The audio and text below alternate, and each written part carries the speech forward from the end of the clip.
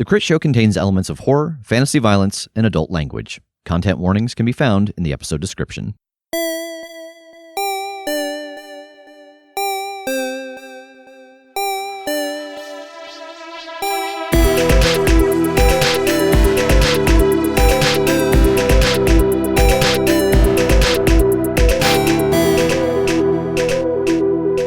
Hey everybody, Rev here, and I am not alone. I am joined by some of the folks from Spout Lore. Say hello. Hello, I'm Sean O'Hara, Game Master for Spout Lore. And I'm Abdul Aziz, the coolest character on that podcast. Oh, man. I've listened to a lot of it. He's not entirely wrong. He's at least in the top 3 coolest player characters. For on sure. Spout Lore. Especially if you don't count NPCs. Yeah, exactly, yeah. The coolest characters on the show. All of the ones I come up with. Well, look, why are we here? Listen, before you proceed any further, there's something you need to know. What you're about to hear on this episode is the second part of a 6-part story. If you have not heard the first part, you need to go over to Spout Lore because the first episode is there. We're doing a crossover with them. And so we are sharing the release. They did episode 1 today. We did episode 2. So before you go any further, jump over to Spout Lore and hear that first episode. That way, you know what's going on. You gotta know what's going on. If you don't know if you don't know the players, you don't know the game. If you don't know the players, you don't know the game. I say that all the time. Yeah. Yeah. If you don't know who Harry Sedin is that a guy? You don't know how to play hockey. Are you referencing the Sedin? Are they hockey players? They are hockey players. They're retired. They've been retired for a number of years. There's 2 of them, the Sedin twins. Okay, cool. We're not, this isn't a sports podcast. We don't know anything about sports. Yeah, no, not at all. No. It might be the furthest thing from. Yeah. It might be the first time sports has ever been referenced on our podcast, at least. Oh, for sure. Yeah. So it's like if when Batman met the Ninja Turtles. Or what about like the old the Batman TV show with like the Harlem Globetrotters? Yeah, exactly. Or Scooby-Doo with the Harlem Globetrotters. Oh, yeah, that's what I meant. Yeah. I thought they all met the Harlem Globetrotters. I'm sure they have. The Harlem. There's here's my pitch for a brand new show that we'll use for the crossover. It's about the Harlem Realm Trotters. And they go from dimension to dimension playing basketball. That's actually pretty cool. Yes. That's actually a cool idea. Thank you. That's a really cool idea. So if you listen to the Spout Lore Crit Show crossover all the way through, it'll give us so much of a boost in listenership and revenue that we could make the Harlem Realm Trotters a real show. Their appearance fee is very low. Yeah, I'm going to make them all up anyways. I don't even know who the Harlem Globetrotters are. I think they switch out. They switch through. Oh, they're like the Blue Man Group. Yeah. Yeah, that makes sense. Or like any other sports team, actually. I realize that a sports team isn't just one lineup, and then when that lineup is done. Just one dynasty, and that's it. Yeah, exactly. That's it. Rev, what kind of stuff might they find if they were to engage with this crossover event? What sort of stuff happens? Yeah, so Sean and I share the game mastering duties. As you all know, listening to our feed, when we go into other universes, we go into other game systems, and that is the case here once again. And so depending on which world the story is currently in, changes who is game mastering, and it also brings about us playing some NPCs as well. Yeah. It's pretty cool. It is pretty cool. Yeah. I also just remembered that we do the when the Crit Show crew goes to a new universe and their aspect changes. Yeah. We get to see what the Spout Lore crew looks like in modern day Indianapolis. And spoiler, Tuck looks like Slash apparently. Oh, He does. I forgot about that. Yeah. I forgot about that. And I will say this. Look, I know if you're here on our feed, I don't really need to give you the hard sell on this. My face hurt from laughing when I was not the one wrong. Mm-hmm. It was a fun time. It was a good joke. Yeah, please go over to Spout Lore, listen to that first episode, come back here for the second episode, and just enjoy. When last we left our combined heroes, Billy, Tuck, Ving, and Perel were combining minds, attempting to discover a way in which Perel could sneak into the Margani library when a kerfuffle was discovered in the form of what was soon learned to be a city bus crashed through the front of a building in the city of McCall, followed quickly by a sign that read, "Welcome to Indianapolis." Our friends were then directed via Billy's extrasensory fairy perception to a door with a beautifully ornate silver doorknob behind which was the Inn That Wanders, containing 4 individuals from a little place called Earth, and a gigantic goblin, the likes of which we have never seen, and I don't know if I would care to see again. But a nice enough guy whose inn was hosting a gentleman who had recently arrived, finding that his home realm had been obliterated. This was quickly followed by Billy, Tuck, Ving, and Perel arriving at the inn itself, Tuck immediately destroying the door in some sort of attempt to theoretically gather some kind of information by way of violence, ejecting the whole crowd out onto the McCollin streets.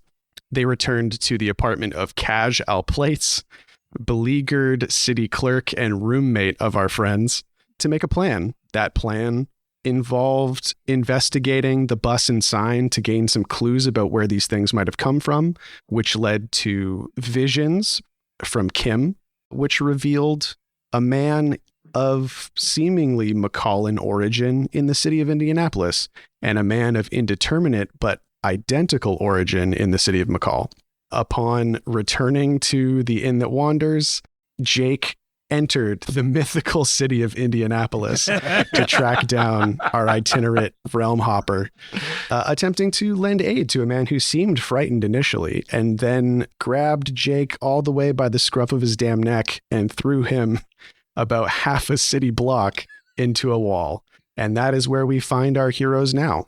So, Jake, you have just slammed into this wall, and the man in the plain white clothing has started to walk towards you confidently. What are you doing?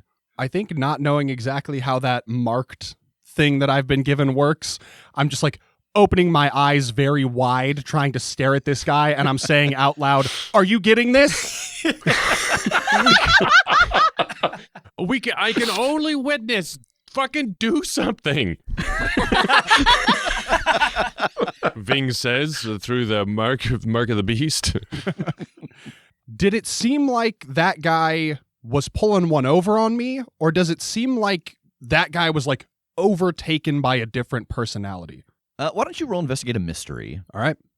No, that is a 5.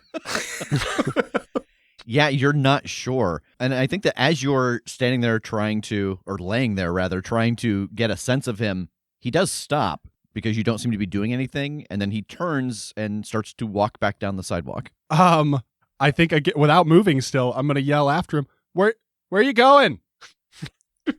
He pauses and turns. How did you single me out? Well, you looked very confused and lost, and I'm just a good Samaritan. Why don't you roll manipulate someone? Oh! Snake eyes. Good. Oh. He starts to walk back towards you and gets almost on top of you as you're laid out on the ground. He pauses for a moment and sniffs the air, and he reaches his hand down and cradles the piece of rope that Ving gave you and looks at it for a long moment. This is familiar. Where did you bring this from? I would like to try and use my combat magic to throw up a wall of lightning between he and I. Okay, yeah, roll it. Cool.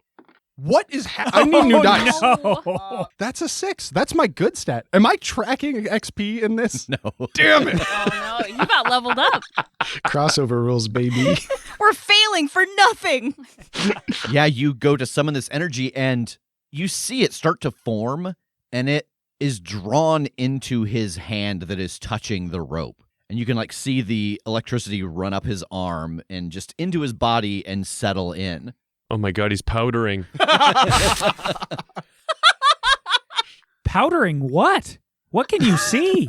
Oh, right, we're just standing around Ving. We're just watching him. His eyes are rolling back in his head. Oh no. This is not good. What? Why? What is he doing? He's sucking his power. This man is too powerful. I don't know what's going on, and neither does Jake, and it doesn't look well. Wait, confused twin is sucking power out of Jake? That's what it seems like. He tried to put up some sort of elemental wall, and it didn't work. Oh no. And I think that as you are all standing around having this conversation, back in Jake's world, from Ving's point of view, the man looking down at Jake and at this cord, Doesn't matter. Go back. I'll be there soon enough. And this energy ripples down his body into the cord, and there's a flash of light. And then Jake falls on the ground next to all of you. Whoa! What the fuck? What? Are you okay? Oh, man. Hey, that guy's way worse news than I really anticipated. Wait, how did you get here? Didn't you have to go through that, like, family-style pub or whatever that is in between all universes? Did you have to go through that Fuddruckers that all universes are connected through? The Fuddruckers at the end of the universe. I don't know. He did it. He just, like, magicked me, and I vanished from where I was, and I fell here. Whoa. Can I spout lore? Oh, yeah, you can spell lore. That's the name of the show. And this is the one that we always fail. I got 5 and I have a -1 intelligence, so I got a 4, my friends. Great. The crossover episode where we all die. No. This is not only so far outside of your wheelhouse, this is unlike anything that you've ever even heard of. Even Perel seems to be out of his depth with how this is operating. Okay. Well, I mean, if he sent Jake straight here from our world, is this guy sending buses through and merging the world somehow? I don't know. He said that he'll be here soon enough, didn't he, Jake? Yeah, he, like, when I came upon him, he was lost seeming. You know, he seemed out of his head. He was confused twin. And then all of a sudden, he wasn't. He was diabolical twin. And he, like, scruffed me and chucked me into a building. So I can't tell if that was a ruse or if, like, he's got 2 parts to his brain and, like, flip back and forth between them. Like, maybe if he's diabolical twin now, then maybe confused twin is here because, you know, there can only be one at a time or something. Maybe we need to find that other twin. Yeah, you said that he was coming in our direction, right? Yeah. So he said he's going to be back here soon enough. So what is he doing in Indy? I don't know. Nothing good. I didn't get a chance to tell anybody either. And if I go back, he's probably just going to throw my ass back here. You still have the doorknob, right? Like, we can get back? Yeah. Okay, good. Yeah, I vote we get to the one that's on this side as fast as we can and see what's going on with him. If we get no answer there, let's go hunt this guy down before he can do whatever he's trying to do in Indy. Yeah, I'm on board. Okay. To the skies. Well, what? What does to the skies mean? Can we fly in this world? No, we have a public transit here. It's called the Skies. Oh. So we have to go to the. We're going to the Skies train. Oh. To the Skies train. It's a caravan of centaurs, but centaurs in our world are half camel, half human, and they resemble the guy that you would meet trying to sell you like an extra flat screen TV in a parking garage. Oh. So it's not the skies. Like, it started out with people going, well, let's get a ride from these guys. Yeah. And it's just like, that's too Yeah. much. So these guys, to the skies, to the skies. And then It's- there it went. Yeah, That's exactly what it is. these guys, Okay. this guy's train. Okay, so your plan is to try and track down the other part of this duo before they swap, if that is what's happening. Mm-hmm. Okay. What is your plan of attack on that? Could I use connections? Oh yeah, 100%. Yeah, you could put out word to the ragamuffins. Yep, I'll do that. Okay. So while we're waiting for one of the Sky's caravans to show up, I see another little kid that also, like, we frequent the same diner at night when they throw away all the good food. So we hang out by the dumpsters, and he and I know each other pretty well. Okay. What's this Yeah. kid's name? Jason. So you see Jason, and he's just kicking it on the corner, literally kicking like a rock against a wall. Hey. Hi, Billy. Hey, Jason. Do you want to kick a rock with me? Normally I do. I love playing kick rock, but we're on the lookout for somebody who looks a little suspicious. Okay, so you're gonna roll connections, which I believe is a 2d6 plus charisma. I got 10. 10. Okay, so they know exactly what you're looking for, and they can get it to you, no problem. Okay, so who are you looking for? I forget what he looks like, to be honest. Just anyone, really. Yeah. As Billy turns to the adults and goes, "What does he look like?" I wasn't listening. Ving, what does he look like? Yeah, he's an adult. Okay. And he's dressed in a strange all black outfit. Yeah, he's wearing like an all black, like really practical outfit. But not for the desert practical. Yeah, definitely not. So somebody's out of place. And coming from the northeast, we established. Yeah, from the direction of the actual like full on desert. So Jason's like, yeah, I heard Dennis and Denise were hanging out at the Tallow Gate, and there was like this big to-do as this dude in like really harsh, like his clothing looked so hot, like he looked like he would be sweating so much, made a big deal at the gate because the guards wouldn't let him in, and he was so mean. He was being so mean to them, and it looked like he was gonna get real aggressive, and then all of a sudden he just got really nervous and he ran off. Do you know where he ran off to? He I don't know exactly, but he's definitely kind of, I'd be surprised if he got further than like around the Tallow Gate. He's probably just hiding out in one of the alleys or buildings around there because the guards are looking for him. Mm-hmm. Those are good hideout areas. Mm-hmm. Okay, everyone, let's go that way. Lead the way. Yeah. Billy leads the way through the neighborhood of Stepside, which is named for the massive old cyclopean steps built into the sands by the giant empires of old, and leads you to the Tallow Gate. We've never actually seen the Tallow Gate before, I'm realizing, in the regular show. So That's crazy. What is it? We've lived here for so long. This is the first time I've been here. It's super touristy. Yeah, it's like your friends from out of town visit, and that's the only time you go and see the sights. Yeah. Appropriate then. Yeah. Yeah. There's a lot of candles, like candle stalls that say like, I saw the Tallow Gate and all I got was this lousy candle. The two big stone pillars that make up like the bulk of the gate are two dragons, and that's what everyone takes photos of. So you could see a bunch of people from all over the globe, from the principalities, the frozen north, elves, dwarves, and they're all like standing in front of the pillars, like pretending to hold them up. Oh yeah. And there are a bunch of people like drawing pictures of them in front of the towers. And yeah, this is the neighborhood. It's a pretty bustling kind of spot. So what do you do? I want to make my way towards any of the smaller alleys, the darker areas, and just start poking around, see if I can find anybody hiding behind stuff. Sean, sorry, do we use the monster of the week, or do we use in like discern realities? Yeah, no, we're using Dungeon World until unless we hop over to Indianapolis. So yeah, Taz, give me a discern realities, 2d6 plus wisdom. Okay, that's 11. 11, holy shit. Okay, so you get 3 questions from the discern realities list. I think I want to know, what should I be on the lookout for?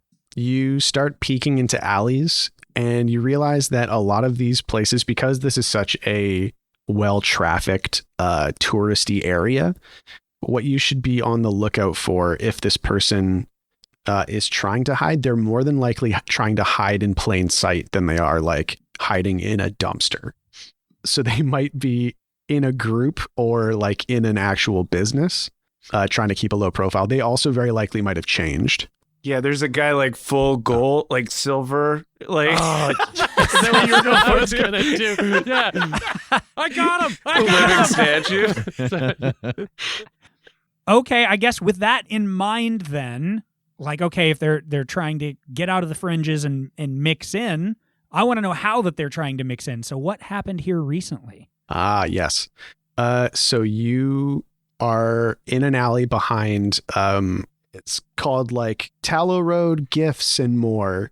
And you're in like the alley behind that, and you see a dumpster that's overflowing with like touristy clothes, like shirts and comfortable pajama pants with like Macallan animals kind of sewn onto them. And next to that dumpster, you find a pile of all black clothing made out of canvas and leather, lots of belts, buckles, and straps. Oh, cool. Nice. Look for the naked guy. Tuck is like, dibs on these clothes. I like how many straps and belts and buckles there are. And he starts trying to put them on. Can I roll to do that? You can, give me a Defy Danger Strength. Okay. 14. You put your leg in one of the legs of the pants and you tear them clean in half. And then I turn to Tass and I'm like, do I look cool in this? Or does it Against all odds, you look so fucking rad right now. Would Guns N' Roses like this? Yeah. Yes. Yes. Do you ask Guns N' Roses if he thinks this is cool? I will. I mean, like, theoretically, instead of your usual, like, plain brown loincloth, you now have, like, a tattered, like, black leather and cloth. Like, it's kind of cool. And Tuck kind of likes it. He's like flipping back and forth to make the tassels like fan out. Because he's like, do you think I could use this to my advantage in a fight? to obscure my legs in some way? How's your capoeira? I don't know. I don't wear that many caps, man. So it's... I don't know. I did a power slide the other week, and my kneecaps haven't been the same since. So I don't think I can pull this off. Actually, my capybara died a couple years ago. So.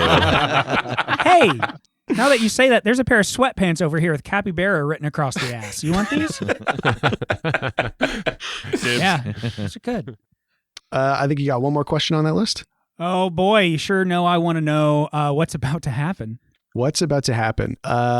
So Ving and Kim have seen this guy's real full-on face, and as Tuck is trying to figure out how to make this torn pair of pants into some sort of kilt situation and to jam his way into a way too small leather jacket, you look across and you see like a brunch place that's pretty bustling, and you see sitting at a table just outside, like covering most of his face with his hand, is the guy that you recognized from the vision, but he's wearing like a t-shirt that says like McCall and has the lighthouse of McCall on it.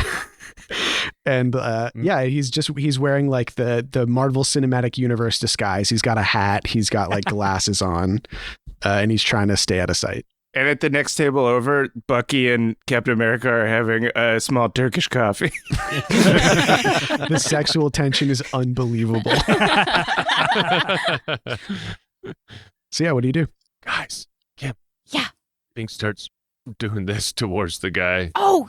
Pointing, rubbing his under his nose. That's the guy. I think that's the guy. Yeah, that's our guy. The one that's drinking the bottomless mimosas.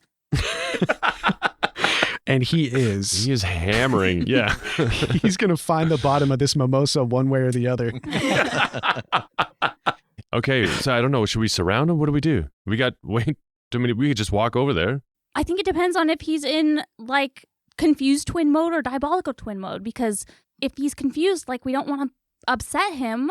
But if he's being mean, like what he did to Jake, it feels like we should maybe try to learn what we can or, like, take him down while he's not aware of us. Okay, Ving, because he saw the fight and he saw how dangerous he was, he's going to roll Fight with Honor to get some holds, so chi. I will say that Fight with Honor... it's later. Well, it's not even that it's later. It's that if you're fighting with... If you roll it, that means the fight has begun. You're about to beat his ass in this brunch restaurant. Roll it, my friend. Let's beat up this tourist. You know what? I'm going to get a positive ID before I go ahead and roll this. That's a smart move. Confer with the group. I mean, I can try and, like, get inside his head and see if I can learn anything. If he's trying to hide stuff from us right now, if he's diabolical twin, then that might be a good way to get stuff that we wouldn't normally get. But I'm afraid that if he's confused twin, that might really freak him out. But maybe if we surround him first, and then I can try to get some information. If things break bad, we're at least in place. I think surrounding him would make him feel more on edge. Not stand in front of him, surround him, but like position ourselves so that if things break bad, we can move in. Yeah. Sorry, Ving's already on the roof. I crawled under his dining table. Nice. Oh, Billy's under the table that he's at? Yeah. Oh, wow. I was going to say that I didn't do anything to set him off, but fuck it. Let's get real close to this guy in every direction. I would like to use my culling sight now that I've taken a look at this guy. Okay, yeah. Tell me about culling sight. When I see a creature, I know the creature's weaknesses, and I can roll plus wisdom, and it will give me some tell that I can use to buff myself or my allies in dealing with this person. Wow. Roll it. So that is a 10. Which means you get to hold 2 tell. Nice. Sweet. So, insofar as I can tell, he just looks human, right? Yep. Looks like a regular dude, probably about like mid to late 30s, sort of darker skin, a little bit of scruff, but mostly clean shaven, short, dark hair. Okay, so I have one for spotting a new type of inhuman, so unless he proves otherwise, I don't think that would trigger now. Yeah, as far as you can tell, he just looks like a dude. Cool. I'm hanging in like way back. I'm staying back by the dumpster full of clothes because this guy spotted me and knew my whole shit and fucked me up. So I don't even want to get in his line of sight. I'm just kicking it until something goes wrong. Okay. I think I kind of want to be like arm in arm with Megan. Like we're just like two girls like about to like go do some brunch maybe. And I'm disguised as a busboy. Oh my God. Kim, I think we need to get into character and really just get through a couple of these mimosas. Really just, so he doesn't suspect us. Yeah, I agree. I completely agree. I like this setup that you are all putting together so much that I'm not even going to make you roll until you decide to do something to this guy. So we've got Ving on a rooftop across the street. No, directly above him. Oh, and he's above him. And he's washing the windows. We've got Billy underneath the table that he's sitting at. Yeah, and I'm very slowly and gently tying his shoelaces together. Yes! Yeah. Angel. That I kind of want you to roll. I'll just do to it. Just to see. Okay. 2d6 plus dexterity. 9 plus 2 is 11. I am so good at tying knots. Yep, absolutely. Thank you, Tuck and Ving, for teaching me how to tie shoes. Oh. We tried tying the rabbits and around the tree and through the loop, and then we're like, no, wrap the hot dogs around the bun, through the hoop, and then you're done. Yay! Yeah, it really worked. And Jake is full on just like, I don't even want this guy to see me. Totally across the street away. Yep, I'm like telescopic, like I'm seeing what I can see just down the alley from extremely far away. I've got like my hand over my eyes trying to block out the sun. Perfect. Like I'm just yelling, like somebody tell me what he's doing. And Ving is hearing that twice because Jake is still marked with Eye of the Tiger. So it's like that feedback thing when you've got like two Zoom calls on the same device. Well, for some reason, it is feeding back. Like, God. We've got Megan and Kim at a nearby table pretending to have, probably actually having brunch at this point. Yeah, there's no pretending going on here. Yeah. And we've got Taz. Where's Taz at? My God, I've been so wrapped up in this little tale that I forgot that I'm here. I am grabbing an armful of those clothes off the top of the dumpster, and I'm just kind of walking around the main square where people are mingling, just kind of mumbling, one coin for articles of clothing, brand new, freshly sewn, tailored clothes. Those clothes have been sitting there for 2 months. Everybody's walked by them for days. Also, describing clothes as fresh is rarely a selling point. But for some reason, I imagine like Perel forgetting Tass is just in line to buy them. Right. I was also so wrapped up in this Ocean's 11 style sting operation that I forgot Perel is here too. And Perel, does wander up to Tass and press a coin into his hand. I'll take 2. Okay. And now he's trying to be under the radar as well. But he didn't take any of his clothes off, so he's got like a tank top and a Hawaiian style shirt robe underneath a t-shirt. But yeah, so the net has been laid, the trap has been set. He seems none the wiser. Billy tied his shoes together, and I believe Megan wanted to read his mind. Yeah, I think first I will use my telepathy to set up a mental chat room with the heist party and just let them know, all right, guys, it's showtime. And then I will use telepathy to try and enter the mind of this person. Okay, let's do it. This seems very important. I'm going to spend one of my tell to give Megan a +1 forward on this roll. Sweet. I'm gonna give her a thumbs up from where I am to give moral support. Let's all give a thumbs up to Megan in unison. Good job. You're gonna do great. Ving's hanging upside down, so he gives a thumbs down because he realizes it's gonna be opposite. Just a little Billy thumb coming out from underneath the tablecloth. Very tiny. 14. 14. Yes. Wow.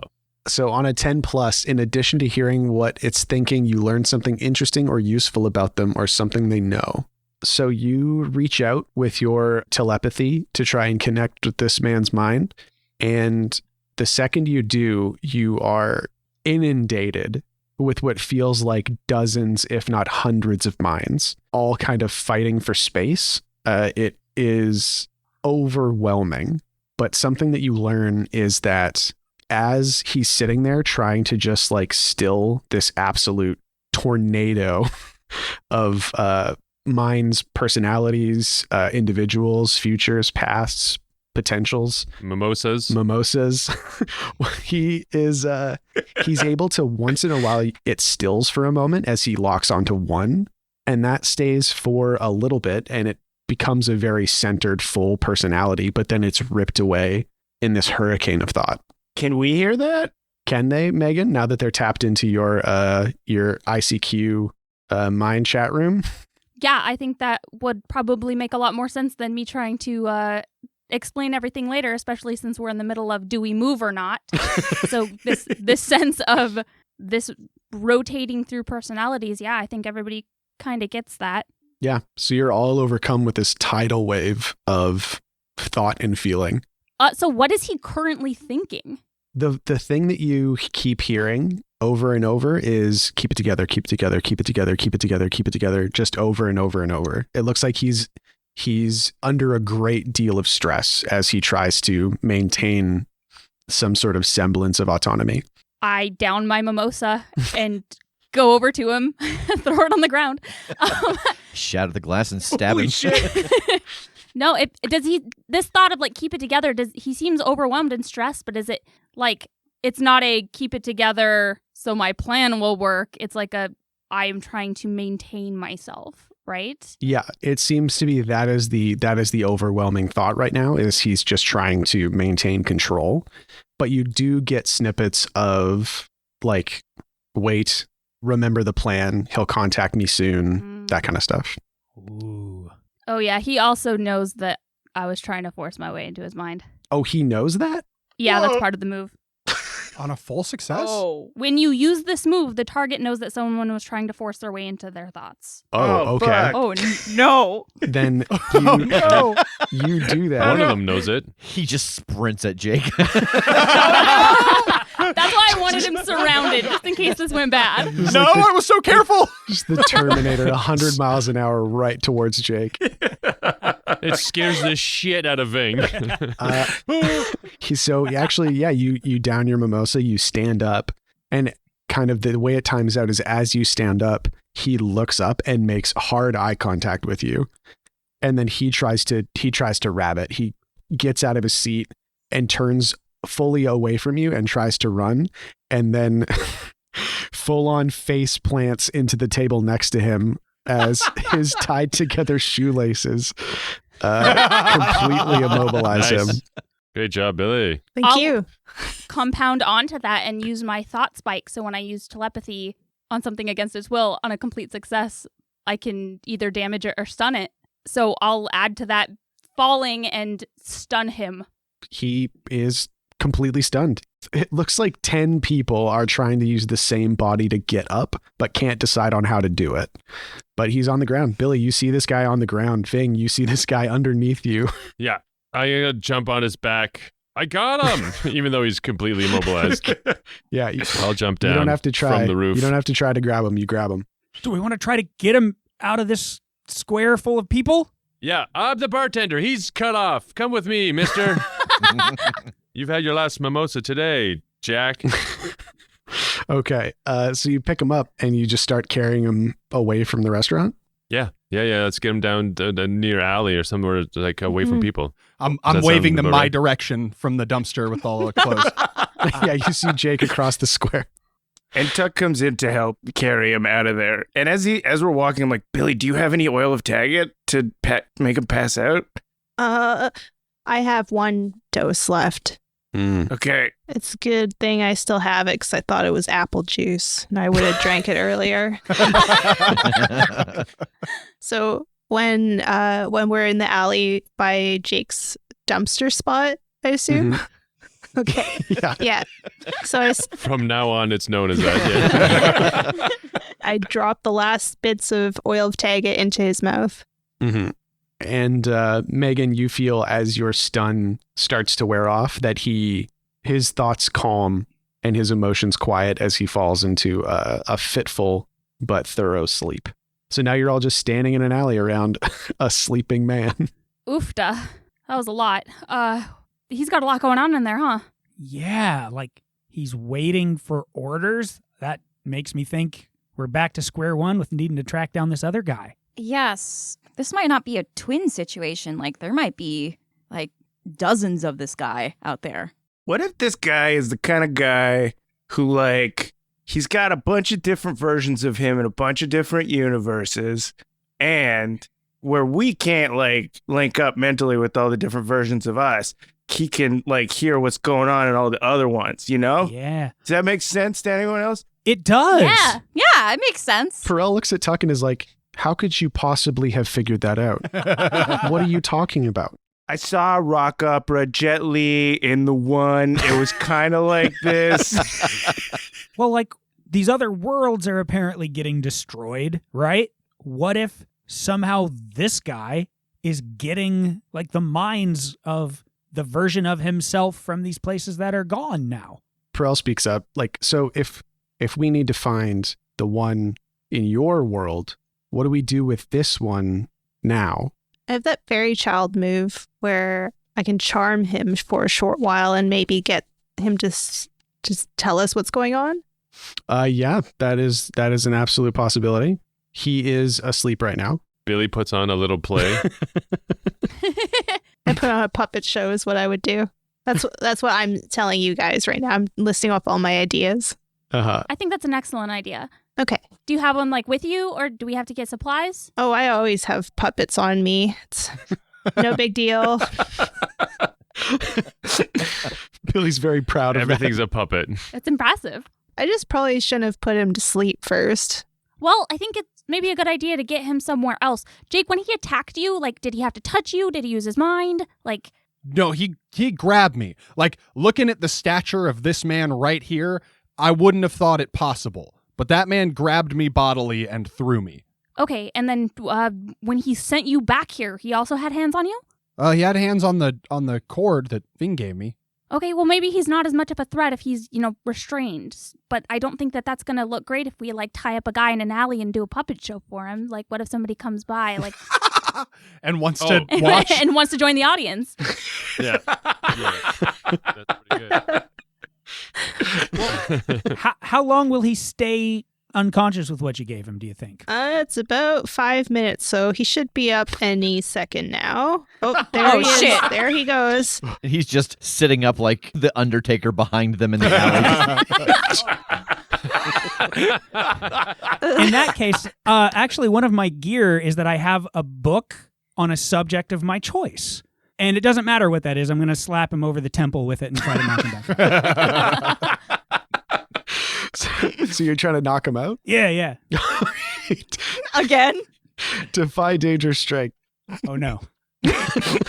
Against all odds, 10. Whoa. So he sits up blearily, goes, "What? Where am I? You gotta," and then you just smack him full on in the head, and he is out, laid out. Okay, should we get back to Cash's? Yes. Yeah, that seems like a good idea. Smash cut to you bursting through the door of Cash's apartment. He's in the middle. No, can we smash cut? Sorry, to us all on the SkyTrain. Due to the huge wealth and restraints and a kid doing a puppet show. And yeah, people are looking at us, and Tuck's just like, man, it was a rough tetherball game. We're just getting him home. They're just weekend at Bernieing him. Yeah, like shaking his hand to everyone and being like, I'm fine. It's basically a puppet show. Yeah, totally. And the centaur pulling the cart goes bing bong. Next stop, Abu Dhabi Road. This is us. And yeah, cut to you bursting through the door of Cash's apartment. He's in the middle of the room in short shorts, leg warmers, wrist warmers, and a headband, doing like calisthenics in the middle of the room. He's got the couch pushed to the wall, and he sees you come in, and he turns around and goes, ah! And tries to run into his room. But you're here. All right, let's flop him on the couch. I want to restrain him somehow further, like his hands. Is there anything in the apartment? Can I discern realities and find some chains or rope or something? You've probably got rope in your weird adventures. You've probably got some rope in your room. Okay, I want to tie this guy Yeah. up. Cool. What kind of weird adventures? No, that tracks. I certainly have rope in my room from my weird adventures. Yeah. Ving's like, I'll be right back. Don't follow me. Comes back with a bunch of silk rope and a heavy wink. I found something. Yeah, give me. No, he's asleep. You tie him up. Easy enough. Use some sailor's knots from your old timey experience. Can I cast Detect Magic on this guy? Yeah, totally. I got a 9. Okay. Could you read me what happens on a 9 with cast a spell? On a 7 and 9, the spell is cast, but choose one. You draw unwelcome attention or put yourself in a spot. The GM will tell you how.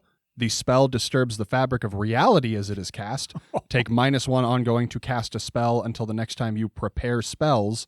Or after it is cast, the spell is forgotten. You cannot cast the spell again until you prepare spells. Mm-hmm. So I'm going to draw unwelcome attention or put myself in a spot, and I'll let you tell me how. Okay. He is in the chair, tied up, or on the couch, I guess, wrapped up in his cocoon of Ving's very fine red silk rope. It's such high quality. It feels good on the skin, but like restraining. You know what I mean? I'm just giving Ving a very knowing look. Yeah, I see that. All the people from Earth are like, okay. Nice. Cut to a flashback where Ving is doing rhythmic gymnastics with it. And he starts to stir, and his eyes flutter open. And Ving says to him, keep it together. Keep it together. Keep it together. And he looks up and he struggles for a second. Where am I? Who are you? Let me go. He's talking really clearly around the ball gag. I have experience. It's none of your business. Is there any magic coming off of him? Every once in a while you get like a ping, and it's not regular. Okay. It's a very irregular kind of timing, but every once in a while you get a flash of magic. You're safe. We're not going to hurt you. We're not going to hurt you. No, you don't I understand. know it's hard to believe we've tied you up and brought you to a We've strange already place. hurt you, but we're not going to hurt you anymore. You don't understand. It's not me that I'm worried about. Who are you worried about? It's you. It's everyone. It's everything. You have to let me go. What's going to happen if we don't? I'm sorry. And then he stops for a second. He stops struggling and he looks up, and you can see that demeanor change. You can see something shift in his eyes, in his intent. And he looks Jake right in the eye and he says, said I'd be seeing you soon. Tuck smacks him across the face to knock him out. So Tuck, you're gonna have to roll Defy Danger Dexterity before you can hit him, because as he says that, he flexes and he bursts out of the ropes, and he starts to dart towards the window. Oh my gosh. Fuck. Oh, shit. So roll a Defy Danger Dexterity if you want to try and tag him. I'm going to give you a +1 forward on that, using my last tell. 7 then. 7. I almost failed. Wow. So you are going to be able to roll like a hack and slash. You're going to be able to roll to hit him, to injure him, but you're not going to stop him. Like he's going to keep moving. As soon as he starts struggling away, Tuck like slithers over the couch to try and I didn't know the right adjective, to try and grab him so he doesn't like pop out into the window. Okay, yeah, that's going to be a Defy Danger Strength. 12. 12. Okay, yeah, you lock your enormous arms around him, and through like the sheer weight of your mass, hold him down. But he is getting ready to hit you for sure. I'm going to roll the Fight with Honor to get some hold for this fight that seems like we're building up to. Okay. I got 7. 7. Okay, so I think that how many hold do you get on a 7? I get 2. All right, yeah. He is getting ready to hit Tuck with a pretty sharp and skillful looking elbow. I can block a blow meant for someone else and take half his damage. Then Tuck, roll a d8. 3. So Ving is going to take half of that. So we'll say that's 1, and then Tuck takes 2. But what is everybody else doing? This guy's trying to get away. Should I try my puppet show? Billy's just in the back like, hey, look at this. Hey, look over here. Got like some of Kaj's socks on my hands. The itsy bitsy spider. This isn't gonna work. So he's heading for like the window, you said? Yeah, he was heading for a window at the back of the room. Like he's basically just looking for any way out of this room. As this guy is heading towards the window, I'm going to use telekinesis to pull him back into the room. Sick. Okay, yeah, roll it. Okay, I need to figure out my plus and minuses here. So it's... Right, I guess, is it just for objects? Oh, yeah, it does say object. So you can't do it on a creature then, huh? I guess not. I mean, just objectify him real quick. What up, baby? Hey, baby, come back in here. Yeah, what up, baby? Yoink! Where you think you're going? Well, are his clothes a person? Yeah, can I just... That's a great point. Can I just weekend Bernie's him a second time? I mean, you could try and I guess you could try and stun him with your brain juice. I don't think that's what's I don't have the name of the move in front of me. It's brain juice. I don't think that's accurate or appropriate. All right, then, yeah, instead of the telekinesis, I'm going to use mind thrust. Okay, roll it. 2d6 plus intelligence. 10. 10. All right, on a 10 plus, deal your damage. 4. 4. Okay, yeah, he stumbles hard as he's trying to break out of Tuck's grip and grimaces, makes no noise, grits his teeth. Blood spurts out of his mouth as he bites his own lip. It's super intense. And he is still trying to escape, but he seems to have been injured. If he's still struggling like that, I'm going to draw the gun and take a shot to like clip him. Mm-hmm. And I might add a little extra on that.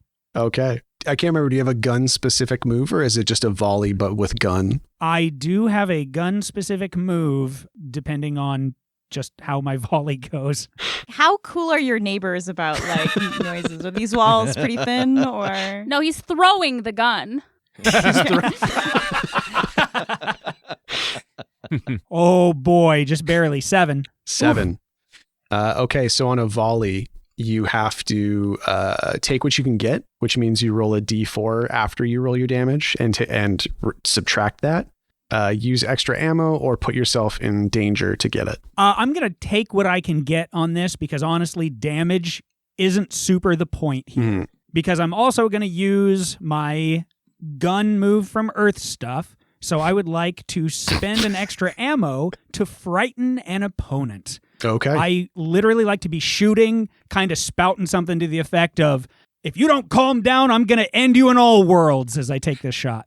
Hell yeah. All right, roll your damage. Of course, the damage is 6. Whoa. Now let's see what I subtract. 5.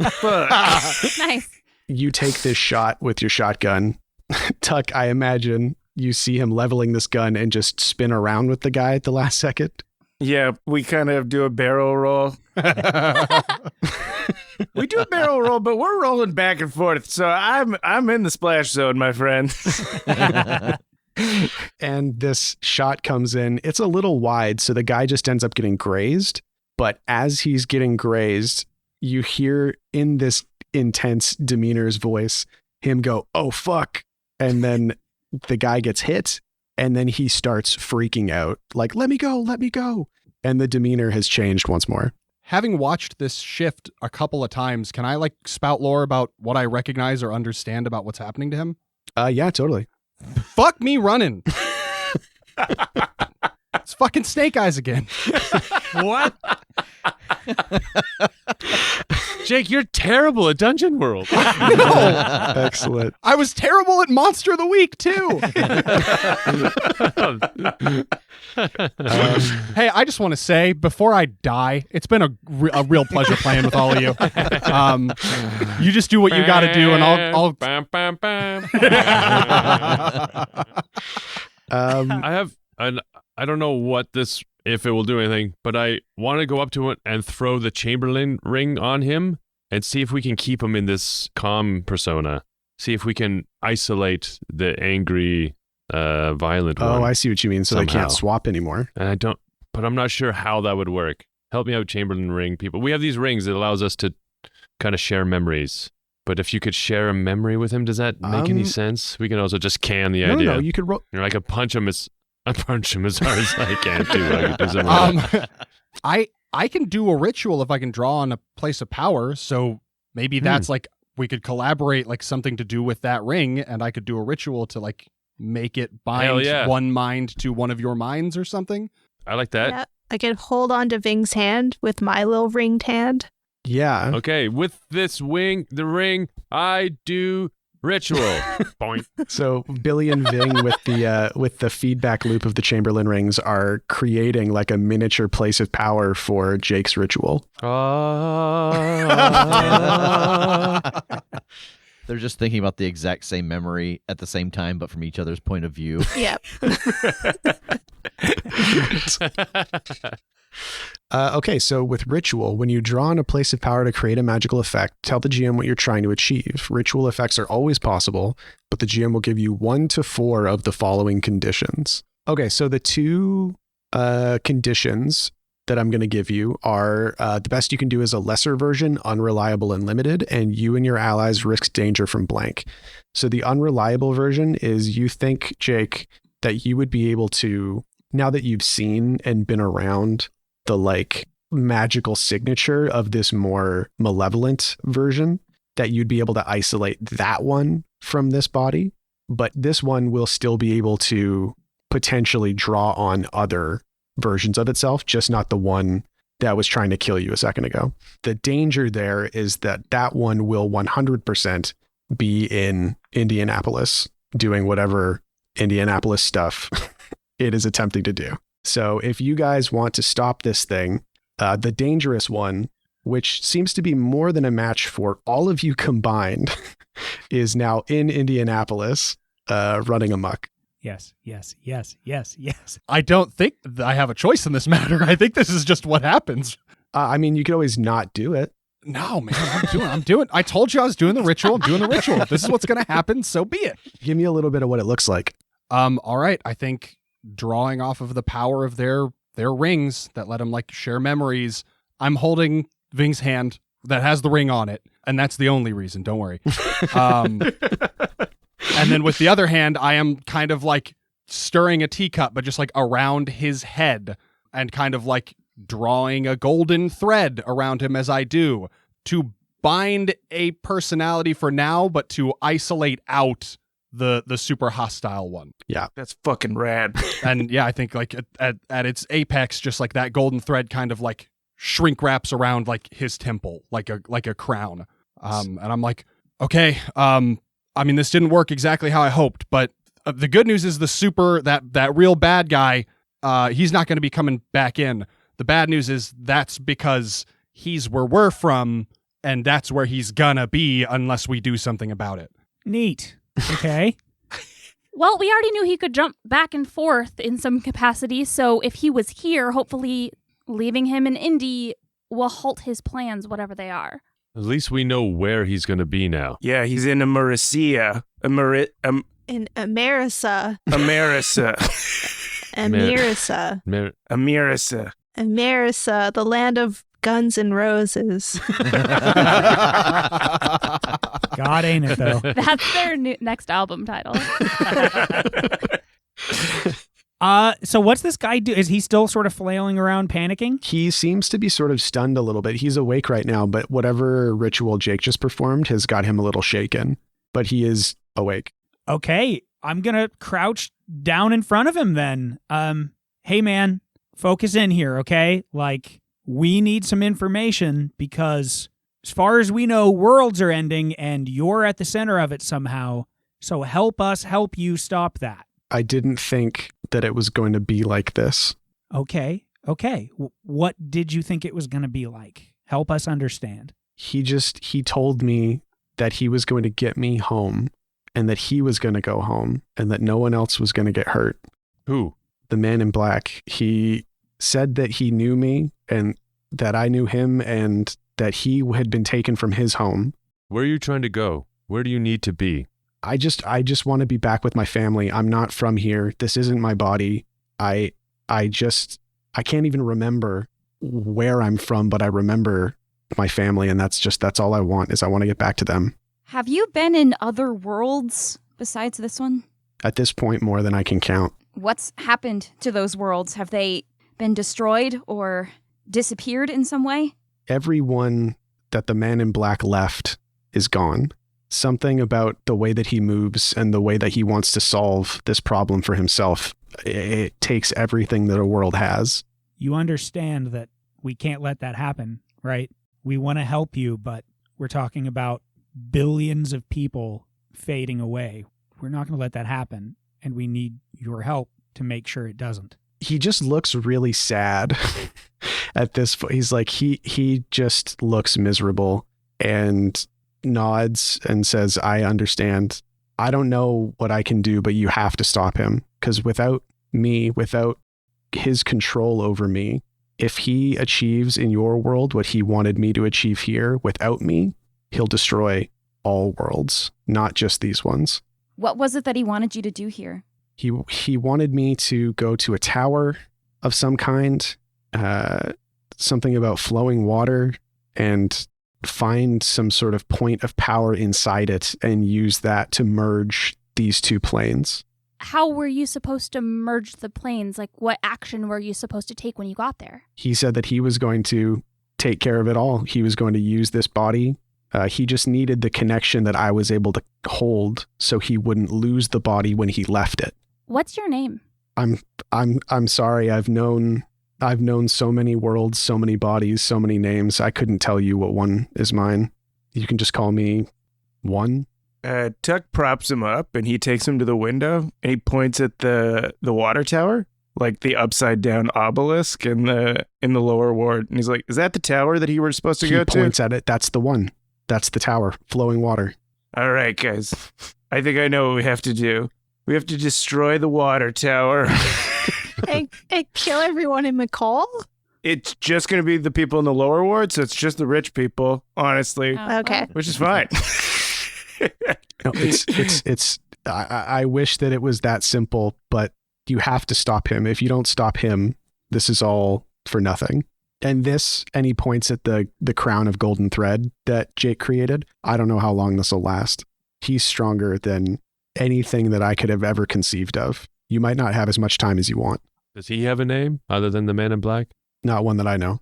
All right. I'm going to open this up for debate, but my opinion is if this guy is as strong as he says, it seems to me like the best way to deal with this is all of us to go to our world together and hit him as fast and as hard as we can. Yeah, we got to go to Indianapolis. So he's in Indy and he's trying to do the same thing? Go to a tower or a higher place with flowing water? That's what he said. When he was in this world, he'd sent me to some sort of circle of monuments that I was to track down a place of power there that he would then, in the swap, be able to utilize to complete this spell. Oh, God, we're going to be on the news again. I want to use my farsight to see if I can see through the senses of the man in black. Excellent. So that is a 2d6 plus wisdom. That is a 10. Okay. As long as you remain in the trance, you can see and hear as if you were there. Rev, what does Kim see? At first, you're not certain that it's working because it's dark, but then you can hear the sound of a little water running and breathing, and then there's illumination as a lantern is lit, and you can see that he is underground somewhere.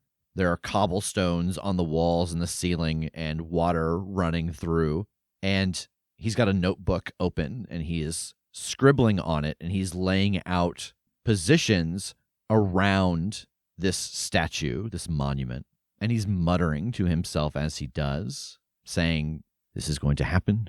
This is going to work. I'm going to be home. I'm going to recreate home. Mother Never Was is going to pay." Oh, fuck. What? No way. Oh my god. Well, that is all for this week. Well, I say this week because there are still 4 more episodes. So if you want to hear the rest of this crossover, next week, again, episode 3 is going to be over on Spout Lore, and then you'll find episode 4 over here on the Crit Show. So make sure you are subscribed to both feeds because you don't want to miss out, because you're not going to know what's going on. You're not going to know what's going on if you miss part of the story. And this is one of my favorite stories we've done in a long time because it adds some super cool lore to both worlds. Like, it's not just we're dicking around. Because don't get me wrong, we're doing that. Oh, yeah. There's a lot of that. There's a lot. But there are a bit of ramifications in each universe, so it's very cool. And you know what? If you miss it and you don't know what's happening in the crossover event, it'll be pretty cringe. This is Abdul saying this. It'll be pretty cringe. There's nothing worse in the modern day than missing out on something. Yeah, listener, we were talking about it recently at a party that you weren't at, and everyone said everyone said that they thought it was pretty cringe that you didn't know what was going on in the Spout Lore Crit Show crossover. Abdul kept saying this to people yesterday. He's discovered that saying this to people is the most hurtful thing you can say. We're kind of saying this to you to help you. Yeah. It's pretty cringe. It's cringe the way that you act and the way that you are. Unless, of course, you listen to the both episodes on the new feed, Spout Lore and the Crit Show next week. That would be not cringe. What a terrible... Why is he just saying that into a mirror? Just a tear welling in his eye. It's pretty cringe. It's pretty cringe that you do this. Everybody knows it and says it behind your back. Everybody says it. Bye. Goodbye, everybody. It's just a choked bye.